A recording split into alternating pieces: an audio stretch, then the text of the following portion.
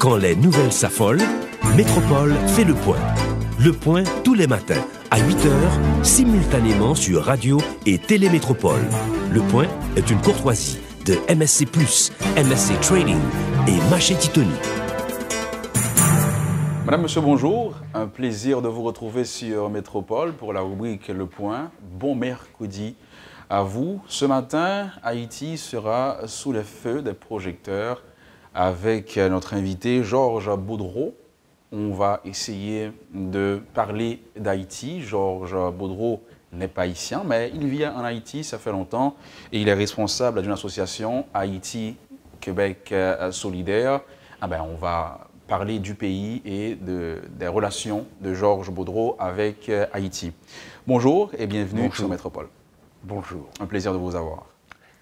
Réciproquement. Responsable de Haïti-Québec et solidaire, avoir mis sur pied cette association, c'était d'abord dans quel objectif? Mais ça veut dire ce que ça veut dire, Haïti-Québec solidaire, vous voyez. Depuis une trentaine d'années, je présente la peinture haïtienne à l'échelle internationale et l'idée est de créer des événements artistiques à but humanitaire et de créer un pont entre le Québec et Haïti. Il ne faut pas oublier que nous avons plus de 100 000 Haïtiens qui vivent à Montréal. Maintenant, déjà 30 ans ou plus que vous vivez en Haïti, mais l'initiative est venue seulement après le séisme. C'est-à-dire qu'avant, j'organisais des expositions. Vous voyez, j'ai présenté la peinture haïtienne jusqu'en Afrique. Haïti, Québec, solidaire. À travers l'art, vous essayez de créer cette connexion entre Haïti et le reste du monde peut-être, mais Québec en particulier, les différentes activités que vous réalisez. Mais pour le moment, vous voyez, il y a cette exposition d'artistes haïtiens et québécois à l'Institut français, le 19 septembre, dès 18h. Et je tiens à remercier, c'est évident, l'Institut français qui nous reçoit, l'ambassade du Canada, les établissements Rossard et les Roms Barbancourt qui nous ont aidés à faire en sorte de recevoir les gens comme il faut lors du cocktail de vernissage. Vous travaillez avec combien d'artistes haïtiens? Je connais les principaux artistes haïtiens, tous, et ils me connaissent également. Et des membres de l'association, des artistes qui font partie de l'association, des artistes avec lesquels vous travaillez, qui vont avoir leurs œuvres exposées ce vendredi? Bon, parmi les artistes haïtiens, il y a Barbeau, Richard Barbeau, Thierry Bartol, Réginald Nazaire, Franz Zéphirin et Carlo Jean-Baptiste. Les artistes québécois, ils sont combien? Les artistes québécois sont une douzaine, voyez, et il y en a deux qui arrivent aujourd'hui de Montréal, et Léonel Jules et Daniel Cadieux. On va parler de l'exposition un peu plus tard à l'émission, mais comme je l'avais dit, étranger que vous êtes, vous avez choisi Haïti pour vous implanter et mener vos activités. Et ce choix, vous l'avez fait comment? Il y a de cela 30 ans peut-être. Écoutez, j'ai voyagé dans le monde entier. Pour une raison inexplicable, la première fois, lorsqu'il y a une trentaine d'années, lorsque j'ai mis le pied en Haïti, j'ai aimé ce pays instantanément.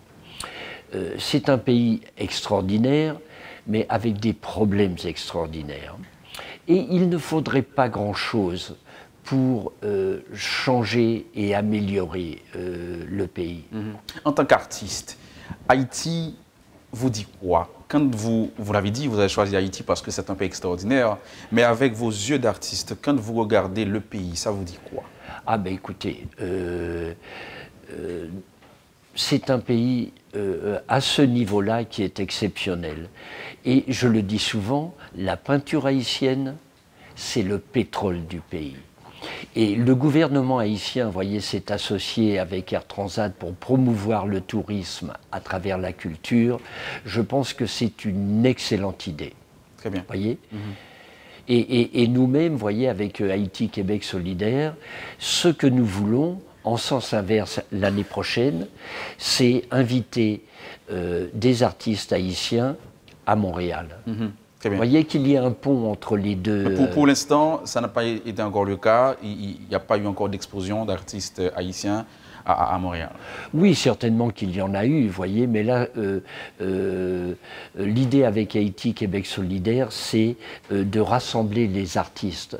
Non seulement parce que tous les artistes ont une vision internationale, vous voyez, et c'est toujours important d'échanger des idées entre artistes, repartir avec des nouvelles énergies et de nouvelles idées. Alors, on parlait d'Haïti justement, et en termes d'inspiration, qu'est-ce qui vous inspire le plus ici en Haïti, pour vos œuvres, bien sûr?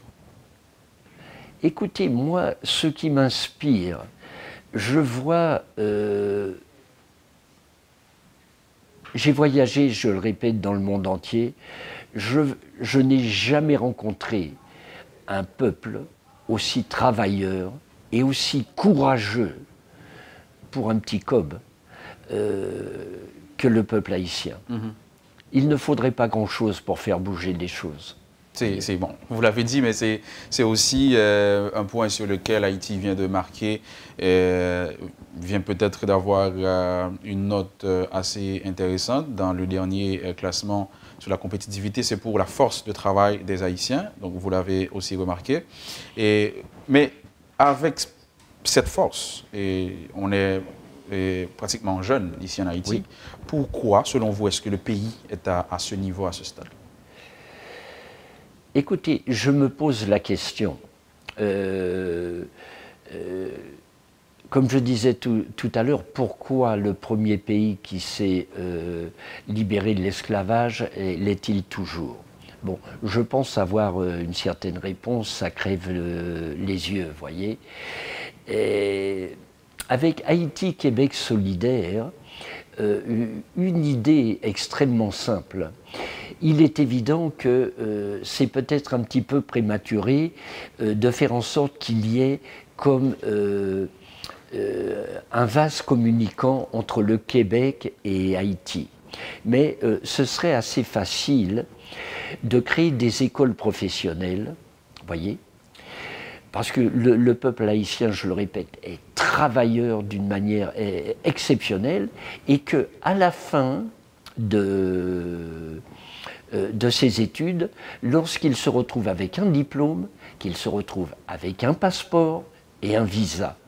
Vous voyez, le Québec est également à construire. Vous voyez, le monde entier est à construire. Vous voyez, il pourrait y avoir un effet de vase communicant,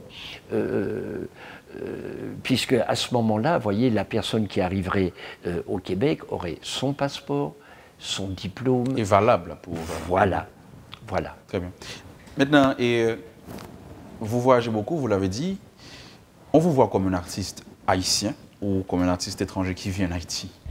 Écoutez, vos œuvres, est-ce que c'est typique Haïti? Vous voulez dire les œuvres qui viennent du Québec? Non. Non. Vous produisez aussi? Non, malheureusement. Ah, d'accord. Voyez, moi j'envie les artistes.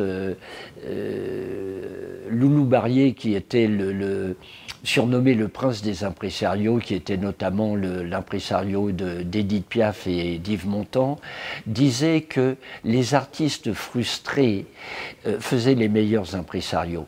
Lorsque je rencontre un excellent artiste, et mon rôle et mon désir d'être son ambassadeur, vous voyez, de présenter ses œuvres. C'est ça, c'est ça. Donc c'est voilà. Vraiment le travail que vous faites. Oui, voilà. Très bien. Vous avez dit, Haïti, c'est un pays extraordinaire avec des problèmes aussi extraordinaires. Oui. Pendant vos 30 ans ou plus en Haïti, vous avez vécu des choses jusqu'à aujourd'hui. Comment est Haïti aujourd'hui par rapport à ce qu'elle était il y a de cela 35-40 ans? Bon. Écoutez, selon votre jugement. Oui, selon mon jugement, la première fois, lorsque les Nations Unies sont arrivées, je crois, avec 8000 véhicules et tout, je me suis dit, ça y est, on est sauvés. Je disais on parce que je m'identifie également au peuple haïtien. Je dois avouer que depuis le nouveau gouvernement, je vois vraiment un grand changement au niveau de l'éducation et au niveau de la santé. Il y a définitivement quelque chose, un travail gigantesque qui a été fait en quelques années, sans parler de parcs, de morceaux de route et certainement d'autres choses que je n'ai pas vues. Très bien. Vous pensez qu'on est sur la bonne voie? Écoutez, on est sur la bonne voie, mais je vois des normes de sécurité extravagantes. Voyez? Vous voulez dire quoi par normes de sécurité extravagantes? Est-ce que j'ai parlé là de mon bébé? Pas encore. Non, pas encore, oui. Voilà. Voyez, par exemple, j'ai un bébé qui est né à Santo Domingo. Il nous fallait un passeport d'urgence. Sébastien avait 3 jours. Et en allant chez le photographe, je dis ça en rigolant, en espagnol lui demande d'ouvrir les yeux. Là, on parle de la République dominicaine. Vous étiez en République dominicaine? Oui, mais ça, ce sont les normes. 3 jours. Oui, le bébé avait 3 jours. Également, il y a 2 ans, j'étais avec mon bébé Olivier d'1 an, en couche, et fouillé et les mains en l'air à l'aéroport.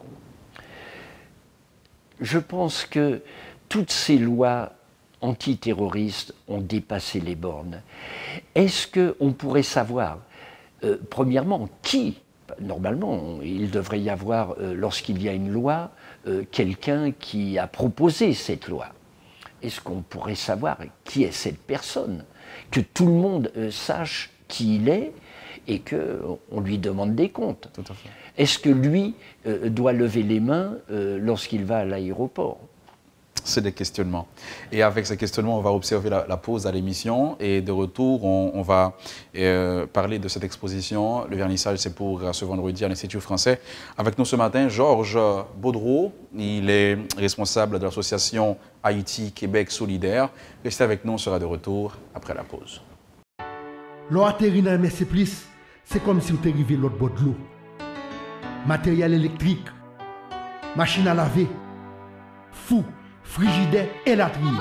Dans MSC+, c'est nous qui avons plus de variété de produits dans tout le pays. Nous avons exactement ce qu'on a besoin. Plus toujours. Dans MSC+, nous marions variété à qualité. La preuve, nous sommes représentants exclusifs INCO en Haïti. Ils ont un gros produit de qualité supérieure qui valent le terrain dans le monde entier. Nous avons un showroom 30 000 pieds carrés.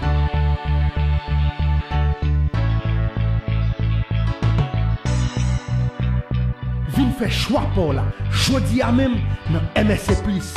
Sur route tabac numéro 44. Parce que m'dou, dans MSC+, c'est plus pour moins. Si vous besoin de votre produit premier nécessité, dans marché Titoni, n'a joué à bon prix.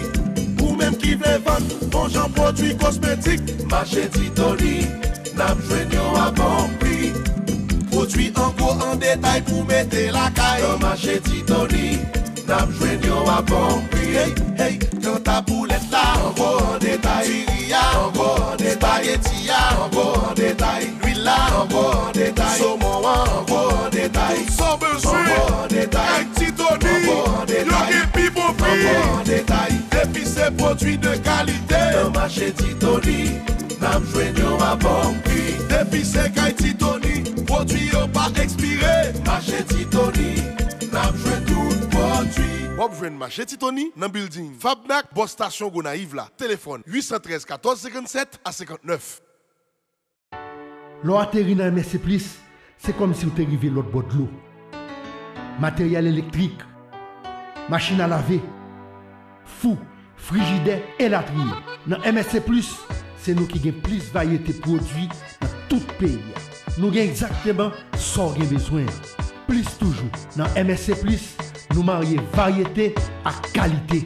La preuve, nous sommes représentants exclusifs INCO en Haïti. Un gros produit de qualité supérieure qui va le terrain dans le monde entier.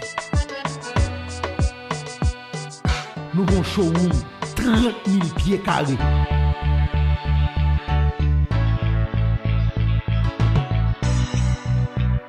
Vin fait choix pour là. Jodi à même dans MSC+, sur route tabac numéro 44. Parce que m'dou, dans MSC+, c'est plus pour moins. Le Point est une courtoisie de MSC+, MSC Trading et Maché Titoni.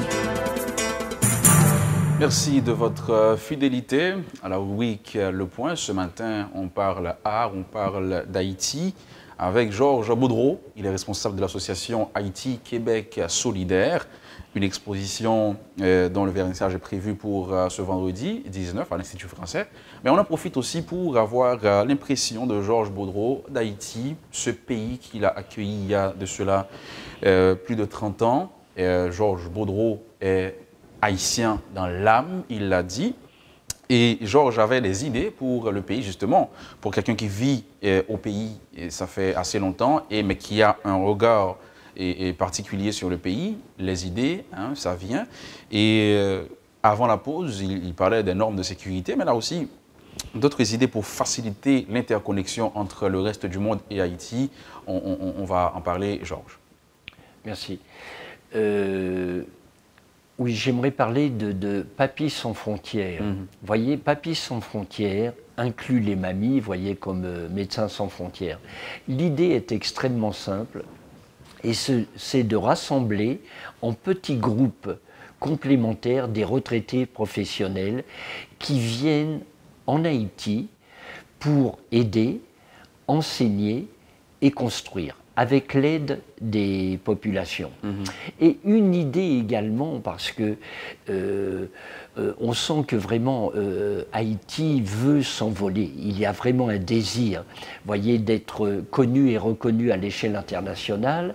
Voyez, l'on pourrait faire venir des professeurs retraités des grandes universités, voyez, comme à Harvard, Oxford, voyez, qui viendraient ici pour amener un savoir de très haut niveau.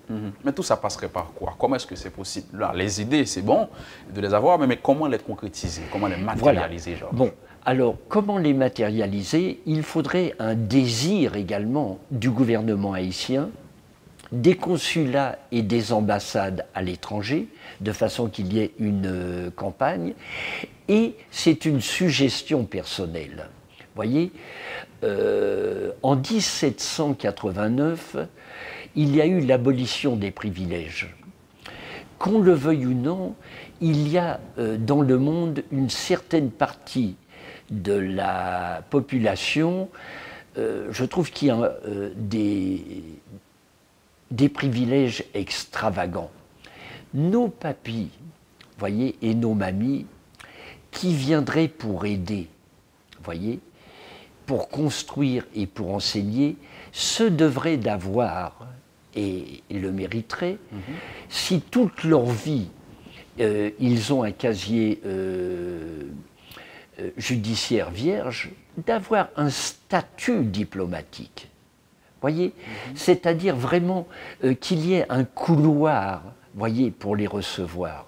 Très bien. Voyez, puisqu'ils viendraient, voyez, pour une raison inexplicable, on dirait que la vie a donné à certains d'entre nous 15 ou 20 ans de plus. Donc,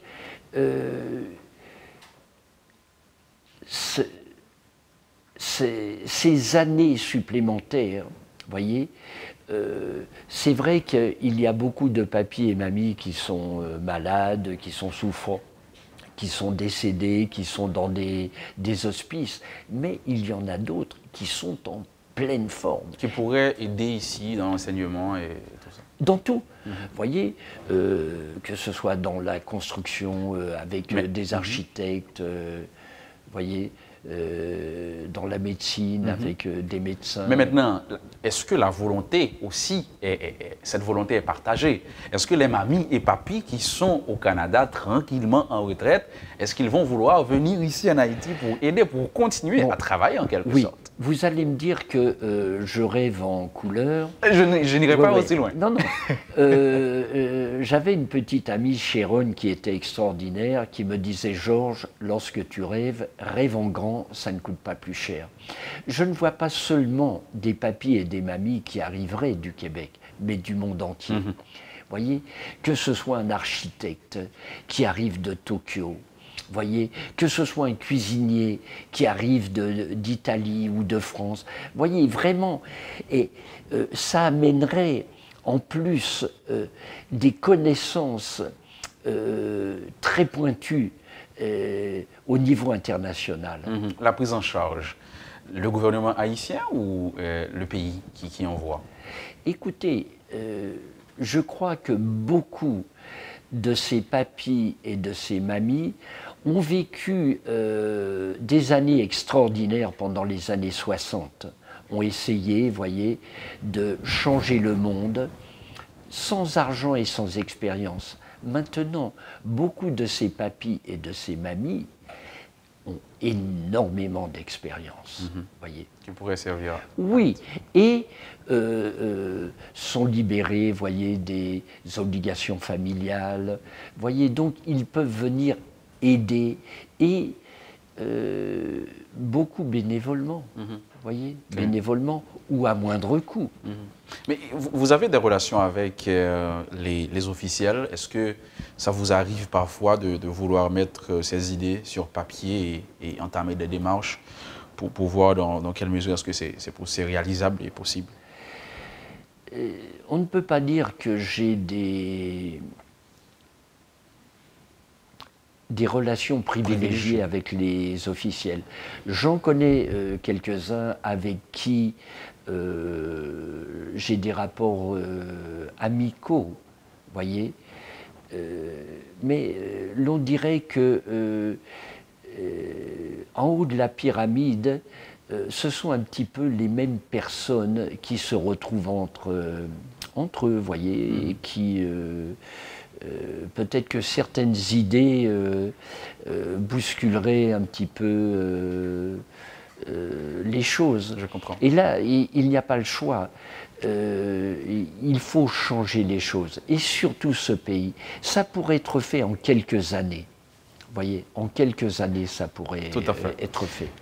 On va maintenant arriver à cette exposition. Oui. Et maintenant, vendredi, c'est à l'Institut français. Mais l'artisanat, on dit toujours que Jacmel occupe une grande place dans la question. Est-ce que vous avez l'habitude d'aller à Jacmel et de travailler avec des artistes jacmeliens? On sait très bien que l'artisanat, Jacmel, il faut voir Jacmel quand on parle d'artisanat. Vous avez des relations avec des artistes jacmeliens? Oui, j'ai rencontré même plusieurs artisans. À Croix-des-Bouquets, c'est très connu. Vous avez ces artisans qui travaillent sur le fer repoussé. Certains de ces artisans sont de grands artistes. J'ai vu des pièces pratiquement de joaillerie, vous voyez, tellement c'était raffiné. Très bien. Voilà. Vous avez dit que vous êtes donné comme mission d'encadrer ces artistes. Donc vous voyez un grand artiste, vous avez envie de l'encadrer, de lui servir d'ambassadeur. Et si vous devriez faire un petit bilan de votre travail jusqu'à date, ce serait quoi en termes d'encadrement? Oui, je n'ai jamais dit que j'encadrais les artistes. Vous savez, ça n'est pas facile de présenter un artiste, d'être son ambassadeur. Vous voyez, oui, c'est mon rôle.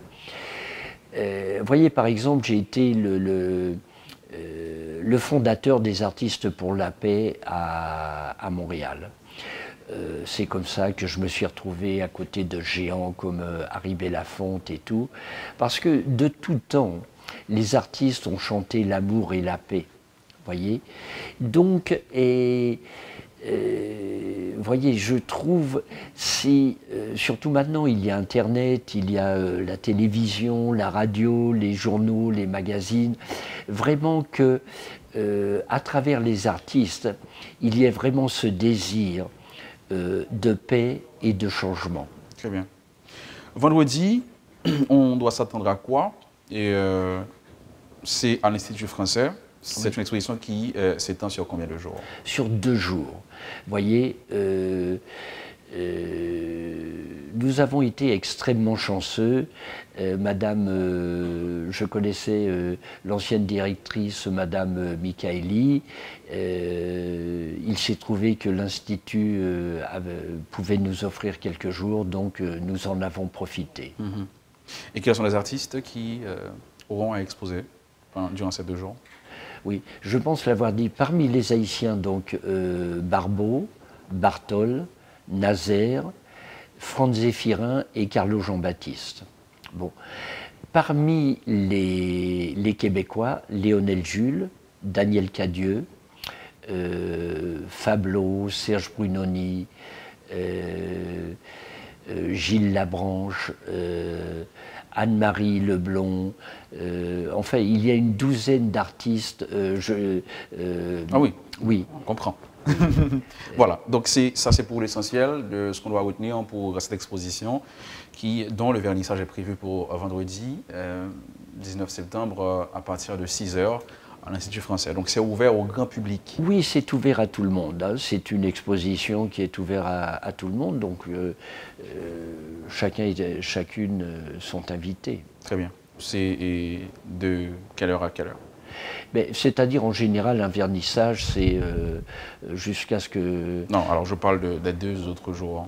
Oui, le lendemain c'est un samedi, donc ce sera la même chose et les gens restent, vous voyez, selon le succès, vous voyez, les gens restent un petit peu plus tard. Les artistes seront là sur place? Oui, oui, certains artistes. Ah, ok. Oui. On va finir l'émission ensemble et dire 2 mots créoles avant ou à vivre à Haïti depuis tout le temps ça? Je pense qu'on va dire 2 mots créoles. Oui. Alors là, écoutez, je tiens à m'excuser auprès du peuple haïtien, surtout que mon ex-épouse est guadeloupéenne. Ah, d'accord. Donc ça fait très longtemps que j'entends le créole. Et vraiment, ma femme est haïtienne. Qui sont au Cadi? Oui. Et, vous savez, je peux dire Chita, Komoye, vraiment, c'est inadmissible. Alors, je m'étais promis de me mettre au créole, par respect pour le peuple haïtien, puisque bon, il y a une certaine élite qui parle le français et paresseusement, bon, c'est peut-être pour ça que je n'ai pas fait d'effort. Donc, je me suis acheté un livre à Montréal pour apprendre le créole, je l'ai oublié à Montréal. Vous vivez en Haïti, vous êtes dans l'ambiance du créole? Non, je fais les deux. Hein. Ah, d'accord. Je fais les deux, oui. Je fais les deux. Vous voyez, j'ai un pied sur les partage deux entre pays. Haïti et Montréal. Ah ben voilà, et Georges Baudreau, on va rappeler justement que cette exposition de 2 jours, le vernissage c'est pour ce vendredi, 6 h, à l'Institut français, donc tout le monde est invité. C'était plus ou moins la raison de notre invitation ce matin. Et on a aussi parlé d'Haïti, on a compris toutes vos idées pour le pays, mais vous faites ce que vous pouvez pour vraiment concrétiser ces rêves. Vous l'avez dit, vous rêvez grand. Oui, oui, oui. Oui, tout à fait. Vous voyez que vraiment... il faut rêver. Et quand on rêve, il faut rêver grand. Mais il faut agir également. Tout à fait. Vous voyez, il faut agir également et avec un petit peu de bonne volonté et quelques années, vous voyez, le peuple haïtien pourrait se retrouver libre. Voilà. Pas se retrouver, puisqu'il ne l'a jamais été, malheureusement, mais se trouver libre. Tout à fait. Oui. C'est avec Chaque ces mots, Haïtien. Chaque Haïtien. D'où qu'ils viennent, que ce soit de Cité-Soleil ou de Mont-Calvaire. Le pays, en général. Oui, voilà. C'est avec ces mots qu'on va mettre une fin à l'émission de ce matin. À la rubrique Le Point, c'était Georges Baudreau, notre invité. On a parlé d'Haïti, on a parlé art, vendredi 19, 6h, Institut français, exposition avec des artistes comme Richard Barbeau, Thierry Batol et autres. Donc, l'invitation est lancée. Excellente journée à vous. Mon nom, c'est Luc Nergaro. À bientôt. Quand les nouvelles s'affolent, Métropole fait le point. Le point tous les matins à 8h, simultanément sur Radio et Télémétropole. Le point est une courtoisie de MSC+, MSC Trading et Maché Titoni.